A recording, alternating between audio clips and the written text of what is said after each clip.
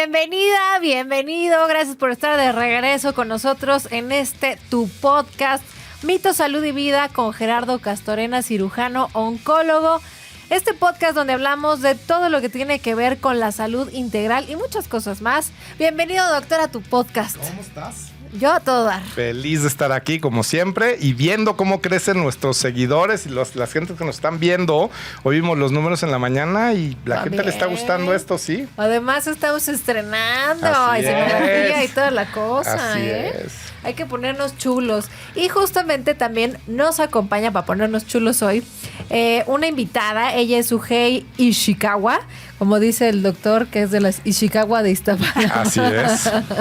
Muchas gracias por estar con nosotros. Gracias a ustedes por invitarme. Mil gracias. Y ella nos va a platicar acerca justamente de su terrible experiencia ante los médicos que no son nada humanistas. Así es. Porque hoy vamos a platicar de humanismo, tecnología y ciencia. ¿Por qué abandonan los doctores al paciente? Así es. Oye, y yo quiero empezar con humanismo, tecnología y ciencia. ¿Son tres palabras que pueden ir de la mano? Definitivamente. El médico, desde tiempos ancestrales, siempre ha perseguido el conocimiento científico. Obviamente, en un principio, hace, 5,000 años, cuando tenemos las primeras descripciones escritas de la medicina en Babilonia y todo eso, es un médico que perseguía la ciencia, pues con herramientas muy precarias, pero que siempre se basaba en una observación y en un método científico, rústico si tú quieres, pero lo hacía, ¿no? Y además, la tecnología, siempre hemos usado herramientas, ¿no? Cuando hablamos de tecnología, quizá no estamos hablando de una computadora, pero pues una palanca es tecnología, la rueda es tecnología. Entonces, sí, nada más que la característica principal de esos primeros médicos era el humanismo. Era alguien que se interesaba en el paciente y que hacía esto un poco por algunos dones que tenía, un poco por algún llamado que tenía, pero estaba siempre centrado en el paciente. O sea, sí le interesaba realmente curarlo. Claro. Y bueno, hay muchas descripciones y muchas frases de médicos viejísimos, Hipócrates, Galeno, que hablan del humanismo que tiene que tener el médico, ¿no? ¿Qué es lo que pasa? La humanidad crece la ciencia, crece la tecnología y en el siglo XX hay una explosión. La explosión de la ciencia es lo que fue para la industria la revolución industrial. Así cambió, se perdieron empleos muchísimos en la revolución industrial. Bueno, pues la ciencia y la tecnología vinieron a desplazar en alguna medida el error humano, y entonces el médico, a partir de la segunda mitad del siglo XX, se vuelve un personaje científico y tecnológico. Y al día de hoy, bueno, pues nos basamos más en el conocimiento científico y en la tecnología. Lo platicábamos ahorita fuera del aire. Un médico ve los resultados de tu tomografía, por ejemplo, y muchas veces no le importa o no pregunta qué es lo que tú sientes. Él se basa en los hallazgos de la tecnología y de la ciencia. Entonces, a raíz de eso, empezamos a tener médicos más, ¿cómo te puedo decir? Más inclinados al conocimiento científico y a la tecnología que al humanismo. Entonces, se pierde una parte trascendental de la práctica médica, que es el humanismo. O sea, antes, como tú dices, en los tiempos ancestrales, el médico muchas veces se atoraba para determinar un diagnóstico porque no tenía las herramientas, ¿sí? Pero era humano. Entonces, una vez que llega la tecnología, wow, pues ya tenemos equipo, pero pierde esta parte humana. Sí. Y un dato interesante, por ejemplo, los médicos franceses del siglo XVIII hacían los mismos, con la misma certeza, diagnósticos neurológicos sin tomografía que lo que hacemos nosotros ahora con tomografía. Era una clínica muy exquisita, era un médico que te tocaba, te escuchaba, te percutía, ¿no? Hacía todo esto. O sea, era la auscultación. La auscultación, fíjate, qué bueno que mencionas eso. La auscultación, la gente la confunde con la exploración física. Auscultación significa escuchar. Entonces, siempre que alguien se pone un estetoscopio y te escucha, te está auscultando, ¿no? Cuando te toca, te está palpando, y cuando te percute, te está percutiendo. Y todo eso Bueno, y la visualización, la observación, que es la primera parte, y todo eso se llama exploración física. Pero a la gente como que se le hace muy bonito la palabra auscúlteme, doctor. Y yo, caray, no tengo estetoscopio, no te puedo auscultar. Bueno, qué bueno que nos aclaras justamente porque es parte de este podcast tener como aprender siempre cosas nuevas. Oye, Suje, y por ejemplo, tú cuéntanos de tu experiencia tan terrible de llegar con un médico o con varios médicos que eran completamente o que son completamente inhumanos. Sí, fue terrible porque primero que te dan la noticia de cáncer te quieres morir, ¿no? Yo dije, mis hijos, mi esposo, mi familia me va a morir, uno de mis hijos estaba en Canadá, ya no lo voy a ver, horrible. Uh-huh. Llego con un primer doctor donde me dice, no tienes nada, hombre, son quistes, no pasa nada. Veía mis de estos, no, ya, opératelo lo más pronto posible y no pasa nada. Me voy de vacaciones y me dicen, no, ¿qué crees? Si es cáncer. De regreso, me operan, me hacen... ¿Una biopsia? Sí, la operación. Así. Una biopsia, ¿no? Pues mira, realmente le hicieron una operación que estaba destinada a ser correctiva, pero dejaron mucho cáncer atrás. Pero es que además, bueno, me platicaba antes, o sea que además se le atoró la máquina y el doctor así de aguántate. No, horrible, porque además ella estaba despierta. Ajá. Sí, claro, sangraba y la máquina atorada. Y dice, es que ya se descompuso la máquina. Y yo, ¿cómo ya se descompuso la máquina? Yo lloraba, me salía sangre, la máquina atorada. Fue terrible. Ya lo que quería era salir de ahí. Pero bueno, gracias a Dios, mi esposo encontró a Gerardo Castorena, mi salvador, wow, lo amo y lo adoro. A punto de estar canonizado San Gerardo. San Gerardo en un futuro.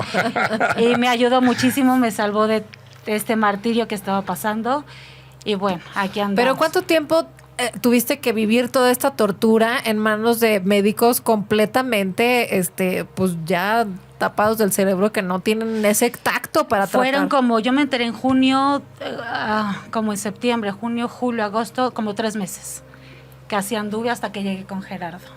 Y te voy a decir una cosa, la gran tragedia del cáncer es que el 80% de los pacientes con cáncer en nuestro país son atendidos por no especialistas.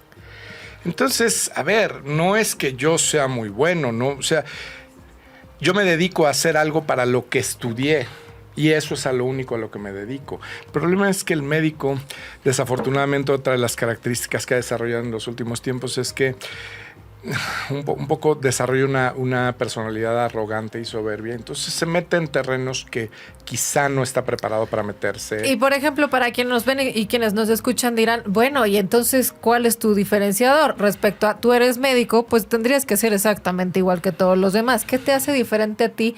O esa mentalidad de decir, no, a mí sí me interesa realmente el bienestar de las pacientes que llegan a mi centro. Creo que todos los médicos, y creo no equivocarme en este concepto, creo que todos los médicos empezamos la carrera con una vocación humanista, pero por alguna razón, por las circunstancias, es una carrera muy difícil personal, social, económicamente. Creo que algunos que no tienen tan firme esa vocación la van perdiendo. Yo creo que el médico tiene que no solo no perder esa vocación, sino que la tiene que reafirmar día con día. Hace rato estaba platicando con unas personas y me decían, bueno, pero es que, y tú cobras muy bien. Sí, pero el mejor pago que puedes tener es ver que esa persona ni se murió, que sigue con sus hijos, que sigue con su familia, que sigue con sus planes. Y es algo maravilloso de ver eso. Y eso no te lo paga ningún dinero ni nada. Y esa satisfacción es algo que solo te da esto, ¿no? Cuando tú trabajas, decía mi padre que el dinero siempre tiene que ser que el dinero, no tiene que ser un fin, ¿no? Que el dinero es la consecuencia de hacer las cosas bien. Y creo que eso es un poco lo que ha perdido toda la sociedad hoy en día, ¿no? Somos una sociedad muy metalizada, muy mercantilista, en donde se ha olvidado la esencia no solo de la medicina, de todas las profesiones. Y entonces, ¿a qué le atribuyes, no nada más a la tecnología o a lo monetario, que el médico haya abandonado a su paciente? Creo que Creo que es una carrera difícil, creo que la competencia es grande, creo que los sacrificios personales por los que tienes que pasar también son muchos. Entonces, creo que... y además estamos en una sociedad que está buscando el bienestar egoísta. Después de que te echas 10, 12, 14, 15 años, en mi caso, de universidad, en donde pues económicamente estuviste verdaderamente mal, como que quieres recuperarte rápido, porque nosotros empezamos la vida profesional en promedio 10 años después que las demás profesiones. Entonces como que se quieren emparejar cuando pues ya lo sabían cuando empezaron a estudiar medicina, ya sabíamos, y a todos nos dicen, no estudies medicina, es muy sacrificado, y todo el mundo dice, no, y a los 18 años, sí, claro, porque soy Superman y yo voy a ser diferente. Entonces tienes que recordar los verdaderos motivadores que te hicieron querer ser médico, ¿no? Oye, y por ejemplo, en el camino del médico, ¿no será también que de pronto, digo, pues igual no puedes evitar tener muertos en tu haber, ¿no? Porque pues igual no eres Dios, y que de pronto eso te vaya haciendo frío, el tener que tomar distancia y decir, mejor no me involucro porque te va como destrozando también emocionalmente? Yo creo que un médico que no se involucra sentimentalmente con su paciente es un médico que no tiene absolutamente nada que hacer con la medicina. Yo creo que tienes que sentir que el paciente no le está pasando bien. Tienes que ser objetivo. O sea, no te puedes poner a llorar con el paciente porque pierdes objetividad. Pero el médico que no se involucra sentimentalmente con su paciente creo que está cometiendo un grave error. Porque ese paciente que tiene enfrente es hermana, es mamá, es papá, es hijo de alguien. Y si tú no lo ves como eso, pues creo que estás perdiendo una parte esencial de la práctica médica. Oye, Suje, y a ti, por ejemplo, como paciente y sobre todo de un tema tan complicado que es el cáncer de mama, ¿qué te hubiera gustado vivir de primera instancia? O sea, obviamente no llegar a vivir toda esta tortura, pero ¿cómo te hubiera gustado que te recibieran los médicos? No, bueno, que el doctor sea empático conmigo, porque al final nada más vio mis papeles y no, pues no tienes nada, ni siquiera, oye, Suje, vamos a intentar, no, nada. Te voy a abrir para ver no sé qué y pues sí, cero empático, ya no me buscó más, hasta que pues por eso llegamos con Gerardo, porque no teníamos ni solución ni nada con este doctor. Y cuando llegaste con Gerardo, ¿no llegaste con esta desilusión de decir, este me va a tratar exactamente igual? Mira, no lo conocíamos. Gonzalo, mi esposo, ya por medio referencias ya se había dado cuenta de Gerardo y de todo. Llegamos y yo tenía la esperanza y yo dije, Gerardo me tiene que ayudar porque ya no puedo más con con todo lo que estoy pasando. Y gracias a Dios me puso en unas manos excelentes, me ayudaste durísimo. Y bueno, aquí estoy, feliz de la vida, con mi familia, ella sana. Sana, curada. Gracias a Dios, sana. Oye, y una de las cosas que me gustaría hacer mención, cuando llegan pacientes como Sujei al consultorio, pues ya vienen gastados. Uh-huh. Ya vienen, pues... Desgastados emocionalmente. Y muchas veces te pasa que, ¿pero cómo me va a cobrar? Oye, pero pues ahora sí que, ¿no? Y voy a tener que volver a pagar el hospital. Pues sí, ¿no? Sí, no fue el caso de Sujei, pero muchas veces nos pasa y dices, tienes que arreglar lo que han hecho otras personas, pero pues el paciente ya viene desgastado en todos los sentidos, ¿no? Eso también es muy difícil. Y por ejemplo, cuando descubriste como toda una medicina integral, una atención integral, ¿eso cómo te hizo sentir? No, me cambió el panorama. Porque no nada más fue llegar. Muchísimo. Bueno, sí te voy a abrir y ya otra vez, ¿no? O sea, no, cero. Atención emocional también. Sí, todo. Gerardo te escucha, Gerardo está para ti, es todo. O sea, nada que ver con el doctor que estaba viendo y estoy feliz, feliz. ¿Hace cuánto tiempo que ya, digamos? Bueno, este es mi 5º año. Wow. Oye, pues... Pero me encantaría, quiero hacer una aclaración, me encantaría colgarme la medallita, pero no puedo. Realmente lo que hace la diferencia en México Breast Center es el trabajo en equipo. O sea, tengo un equipo de gente que verdaderamente se dedica cada quien a hacer lo que sabe hacer y eso es lo que hace que la maquinaria gire. Oye, Gerardo, y por ejemplo, háblanos un poquito de historia, nútrenos porque hace rato nos explicaste qué es la auscultación. Ajá. Entonces, y a partir de la revolución del siglo XX, o sea, ¿qué pasó? ¿Qué avances tuvo la medicina y qué beneficios nos ha traído y qué maleficios nos ha traído? Bueno, pues el beneficio es que hacemos diagnósticos un poquito más certeros, ya no dependemos de las manos, de la vista, del oído, tanto, porque ya la ciencia y la tecnología nos han traído herramientas un poquito más precisas que nos permiten hacer diagnósticos mejores y nos permiten establecer tratamientos adecuados para cada paciente. Eso es la parte buena y siempre va a ser buena, ¿no? Creo que las herramientas desde el punto de vista eliminar el error humano siempre son buenas, ¿no? Ahora fallamos menos. La medicina, por ejemplo, del gran doctor, ¿no? Es que fui a ver a fulanito de tal, pues ¿qué crees? Que ese fulanito de tal tiene un grave defecto, es humano y se puede equivocar. Quizá no se equivoque mucho, pero el que se equivoca, pues es tremendo, ¿no? La tecnología ha disminuido ese error humano. Sin embargo, no podemos depender ni podemos hacer el brinco hacia el otro lado de la balanza, ¿no? Qué bueno que tenemos esas herramientas, pero pues al mismo tiempo eso ha perdido la parte empática, la parte humana, la parte apapachadora del médico, que era pues una característica impresionante y clara en todos los médicos del siglo XX, ¿no? Hace rato mencionabas unas cifras que hace 20, 30 años, o sea, la posibilidad de salir del cáncer era de un 40%. 40% en la década de los 70. Y hoy día, con la tecnología y con los avances, entonces, obviamente, hemos llegado al 65%. 65% en cáncer de mama en México, lo cual es un gran avance en 30 años, ¿no? Y tú, por ejemplo, ¿cómo le plantearías como a la medicina el decir, a ver, médicos, no la rieguen, no la frieguen, trabajen en conjunto con el humanismo, retómenlo con la tecnología? Pues básicamente yo a la gente que me toca entrenar, yo tengo residentes, yo doy clases en la universidad y siempre les digo, nada más lo único que tienes que pensar es si estuviera tu mamá sentada enfrente de ti, ¿cómo te gustaría que le dieran la noticia? ¿Cómo te gustaría que le explicaran? ¿Cómo te gustaría que la acompañaran y la llevaran de la mano? ¿Cómo te gustaría que le tomaran una llamada ante una urgencia, quizá emocional, de tu mamá? Y si tú le contestas diferente a tu paciente que lo que le contestarías a tu mamá, pues creo que estás haciendo una mala medicina, ¿no? Porque además lo he dicho en este podcast y no me voy a cansar de repetirlo, todos vamos a ser pacientes algún día. Todos vamos a acabar. Mi mamá, mi papá, mi hermano, mi hijo, todo mundo va a acabar en un médico. Entonces, ¿qué médico quieres que te atienda?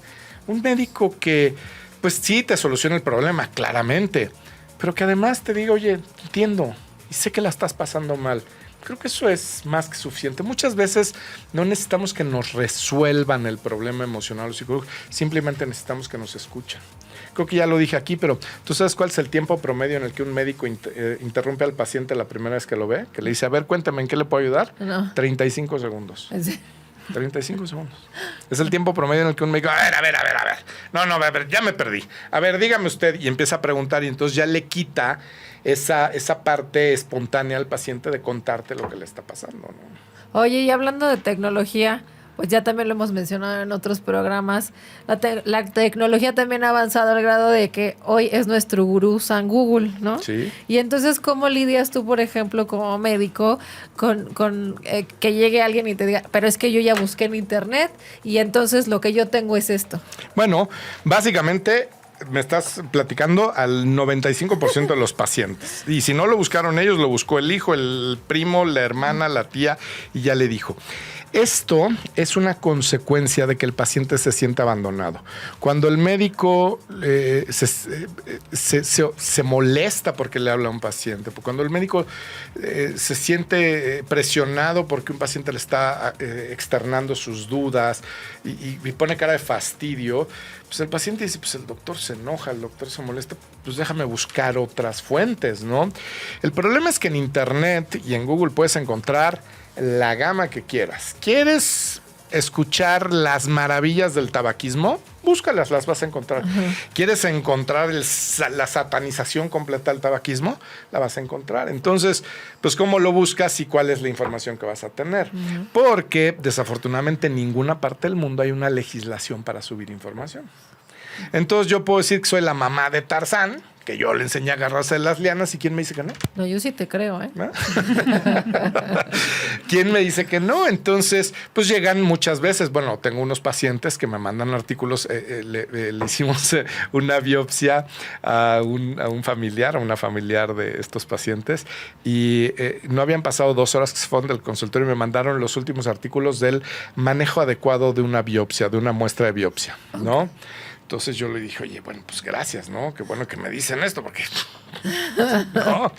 Entonces, bueno, lo único que creo que no hay que lidiar, hay que darles la tranquilidad de que tienes el conocimiento y estar abierto. Hay veces que la laparoscopía, por ejemplo, cuando empezó la laparoscopía, yo me acuerdo, yo era estudiante de medicina y llegó una tía y me enseñó un artículo de una revista tipo Vanidades o alguna de esas y me dijo, oye, ¿ya viste esta nueva cirugía? Y yo me acuerdo de haberle dicho, no, tía, eso es ciencia ficción, eso no existe, eso no va a pasar. Y hoy la laparoscopía pues es una de las modalidades más prácticas. Entonces, muchas veces también tienes que estar abierto a que un paciente te enseñe algo y digas, mira, ¿no? Sí puede ser. Eso puede ser, voy a ponerme a estudiar. O cuando un paciente me dice, oye, fíjate que me recomendaron tal suplemento o tal terapia y yo no la conozco, yo no digo no, yo digo, a ver, mándame información, déjame averiguar y vamos viendo si funciona o no, ¿no? Entonces necesitamos tener la mente abierta también. Oye, Sujei, tú, por ejemplo, cuando empezaste a atravesar por toda esta crisis, ¿recurriste a San Google a ver qué encontrabas? No quería. No, ahí sí no quería porque te dan mil cosas que te hacen más bolas. De por sí yo en mi cabeza estaba hecha un relajo. Y si me metí a Google, no, es lo que menos hice. Ahí sí te fallé. Y de tu familia no vas a decir, pero mira, mamá, o mira, yo ya busqué. No, tampoco. No, tampoco. Creo que también como la tecnología, el internet es una herramienta, y es una herramienta válida. Yo, por ejemplo, siempre le digo a los pacientes, hoy en día una herramienta para una entrevista de trabajo, para saber a quién vas a conocer, para saber a qué médico vas a ir a ver, pues búscalo en Google. A ver qué dicen de él, ¿no? Y ahí sí te vas a dar una idea de quién es esta persona, cuál es su prestigio, a qué se dedica. Porque por más que pagues por una buena publicidad en internet, siempre hay, ¿cómo le llaman? Reviews, las reseñas. Reseñas de pacientes, alguien que dice, bueno, pues a mí me atendió, o a mí me dijo, a mí me hizo, y ahí te puedes dar una idea de la calidad de persona que es, ¿no? Oye, y hablando de los avances tecnológicos, también algo que ha venido como a revolucionar en estos temas justamente son los seguros médicos. O sea, se ha vuelto un problema, pero también una solución. Y luego, ¿qué pasa con la medicina social? Porque no todo el mundo tiene acceso a estos seguros de gastos médicos que son impagables también. Claro.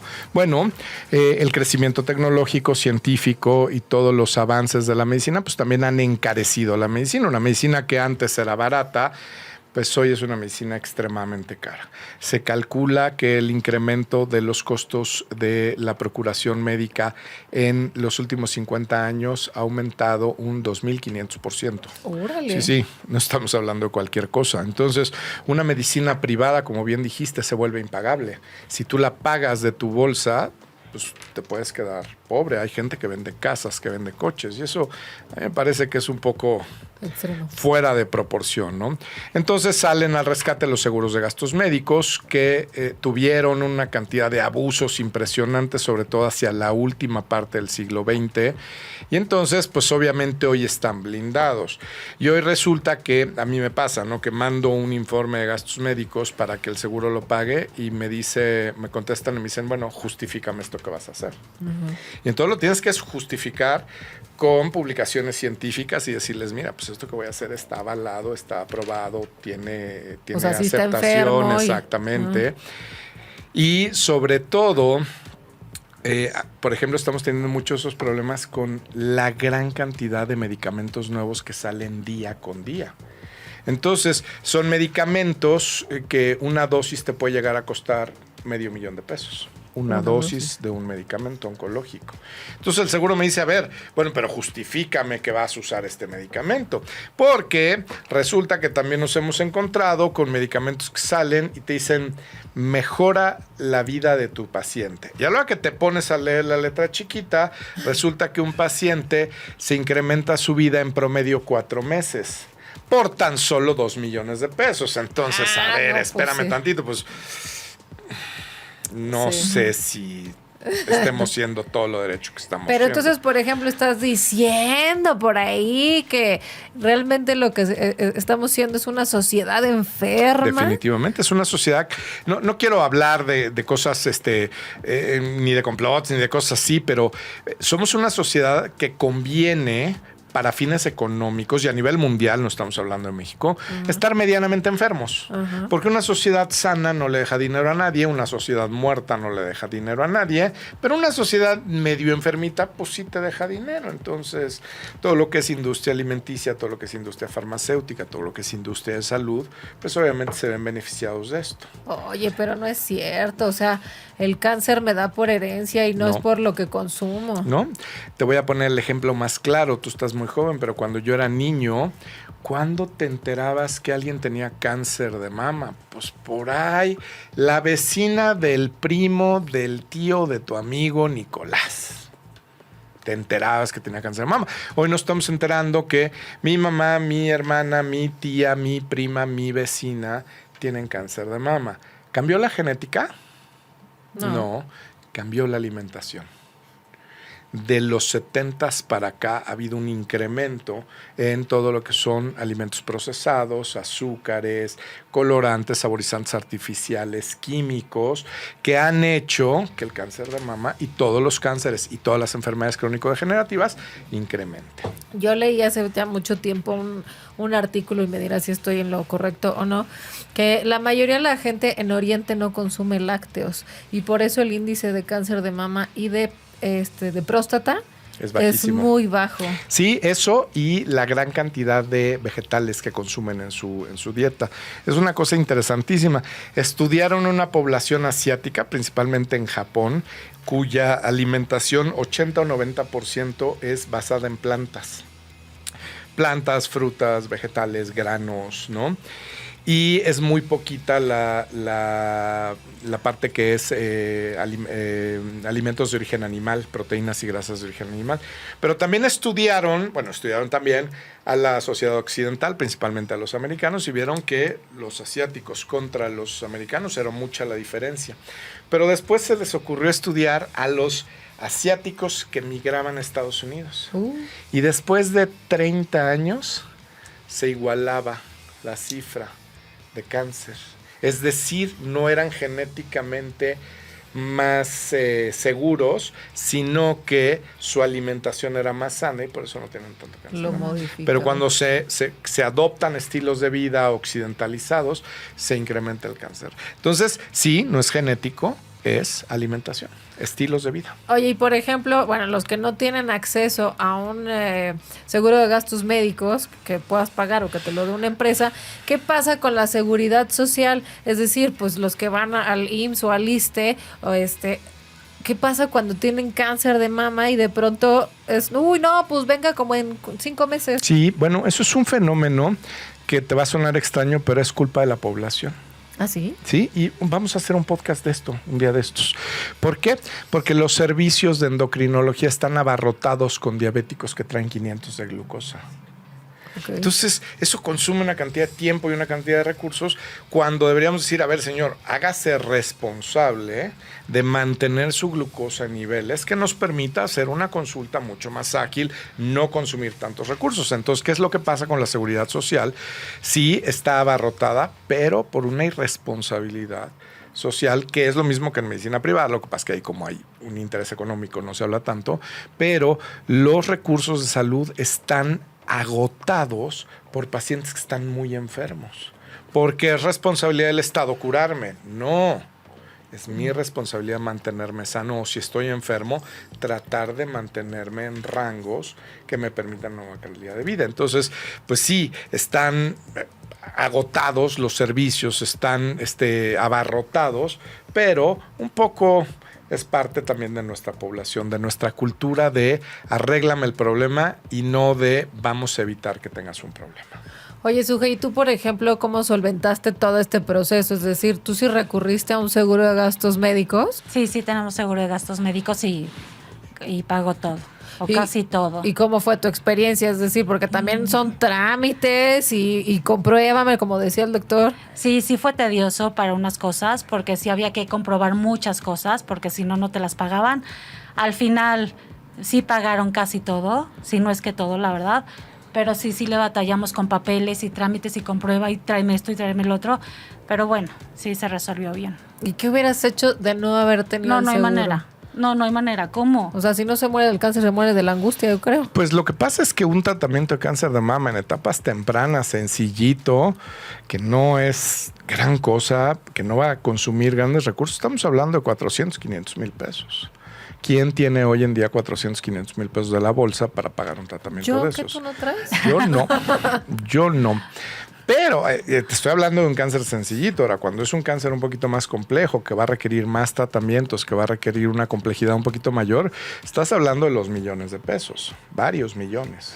No, sí, hay que tener una cultura de, como dices, de prevención. Claro. Y no solo, o sea, bueno, hay cosas que no se pueden prevenir, pero en general sí también de cómo accionar si algo no sucede. Claro, la responsabilidad de nuestra salud es nuestra, no es de un gobierno, no es de una institución, no es de un hospital y no es de un médico. Debemos de empezar a retomar, lo he dicho muchas veces, el liderazgo de nuestra salud con responsabilidad. Oye, y por ejemplo, ¿tenemos la educación, la promoción, organización y desarrollo de programas de salud que puedan conducir a una sociedad más sana? Los tenemos, lo que necesitamos es reeducar a nuestra sociedad. ¿Y eso cómo ¿Sí? se hace, oye? Pues básicamente y tristemente, como se hacen todas las cosas, un poquito por las malas, cuando pues ya no estás recibiendo la atención que mereces, cuando ya los servicios están abarrotados, cuando la gente se está muriendo por falta de recursos, pues hay que migrar, hay que volvernos responsables. Definitivamente necesitamos desarrollar el concepto de medicina preventiva, necesitamos empezar a ser los líderes de nuestra salud, de nosotros y de nuestras familias, porque eso hace las cosas mucho más fáciles para todos. Eso haría que las pólizas de los seguros de gastos médicos disminuyeran, que los servicios de seguridad social públicos sean de mucho mejor calidad. Pero nuevamente, pues somos una sociedad que está siempre queriendo recibir sin la obligación de dar. Oye, pues ya vamos a ir aterrizando un poco esto para cerrar ya nuestro capítulo del día de hoy. Sujei, me gustaría que nos dieras, para todos los que nos escuchan y nos ven, algún consejo para que no pasen lo mismo que tú. Es decir, desde vivir la experiencia con un médico que es completamente inhumano ante una situación tan crítica. Y, por ejemplo, también la experiencia que tuviste con un seguro. ¿Qué les sugerirías a la gente? Lo primero de lo que he vivido es no vayan con cualquier doctor, ir directamente con un oncólogo, que esto es lo que a mí me falló, porque yo me fui con otros dos antes que ni al caso. Llegué con Gerardo y ya perfecto. Con lo del seguro de gastos médicos no nos fue mal, la verdad es que sí fue tardado, pero estuvo bien todo. Yo creo que sí hay que estar prevenidos para cualquier eventualidad, porque no sabemos en qué momento nos va a tocar. Yo decía, ¿hay cáncer? Claro que no. Y no, ahí te va, claro. Entonces, gracias a Dios teníamos el seguro, gracias a Dios salió todo perfecto, conocimos a Gerardo, todo bien, gracias a Dios. Muy bien, Sujei. Oye, doctor, y tú, por ejemplo, ¿cómo cerrarías la plática hablando de humanismo, tecnología y ciencia respecto a la gente que vuelva a confiar? Yo creo que para poder confiar tenemos que exigir. Cuando tú compras un producto o compras cualquier otro servicio, exige satisfacción. Tenemos que volver, no por el medio del pleito, no por el medio de la violencia, ni psicológica, ni verbal, ni nada, pero tenemos que empezar a exigir, oye, doctor, a ver, espérame, yo te estoy pagando, seas seguro social o seas médico privado, porque si eres seguro social, a mí me descuentan de mi nómina. Cada 15 días me descuentan una parte de pago del seguro social, así que, o del ISSSTE, lo que sea. Entonces, es una mentira que es gratis. O si pagas un seguro de gastos médicos, es una mentira que no te cuesta. No, lo estás pagando mes con mes. Entonces, exige satisfacción y empieza a buscar al médico que va de acuerdo con tu forma de pensar. ¿no? Porque si tú le toleras a un médico que te trate mal, que te conteste mal o que no te resuelva tus dudas, pues perdóname, pero el culpable no es el médico, eres tú. Un médico que no te vea los ojos, un médico que no te pregunte cómo te sientes. Que no te revise, que no te sientas verdaderamente bien atendida. Pues es un médico que no tiene nada que hacer en el cuidado de tu salud, ¿no? Entonces, siempre lo digo, se van a acabar los malos médicos cuando se acaben los malos pacientes. Así que necesitamos buenos pacientes, pero pacientes responsables y que tomen ese liderazgo. Pacientes que no nada más se queden con lo que dice la tía, la abuelita, la prima o Google. Pacientes que se hagan responsables primero también de su cuerpo y de su salud física y emocional. Sí. Después que cuando lleguen con un médico justamente pregunten y busquen una segunda opinión si no les satisface. Así es.